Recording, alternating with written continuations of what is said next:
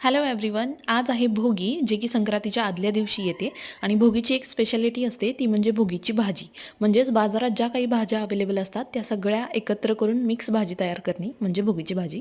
So इथं सगळ्या भाज्या घेतलेल्या आहेत आणि त्या स्वच्छ 2 पाण्याने धुवून घेतलेल्या आहेत, छान निवडून. आणि तर इथं मी माझ्या डब्यासाठी म्हणजे टिफिनसाठी ऑफिसला न्यायला मी सुकी भाजी करते आहे. सो त्याला मी असं जास्त काही घातलेलं नाही आहे साहित्य. सो फक्त जिऱ्याची फोडणी दिली आहे आणि काही मसाले घातले. सो जिऱ्याची फोडणी देऊन छान सगळ्या भाज्या तेलामध्ये छान परतून घेतलेल्या आहेत. आणि ह्या भाज्या लगेच शिजतात, जितके जास्त परतून घेऊ तितक्या लगेच शिजतात भाज्या एक 10 मिनिटमध्ये. सो त्यामध्ये आता मी सगळे मसाले घातलेत. हळद घातली, चवीपुरतं मीठ घातले, लाल तिखट घातले, गरम मसाला घातला आणि घरचं काळा मसाला घातला आहे.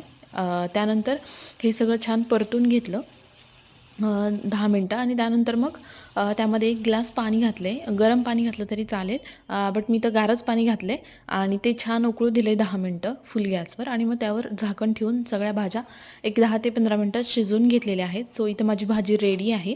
आणि त्यासोबत मस्तपैकी तिळाची भाकरी, तीळ लावून बाजरीची भाकरी सर्व केलेली आहे. So thank you so much. Bye bye.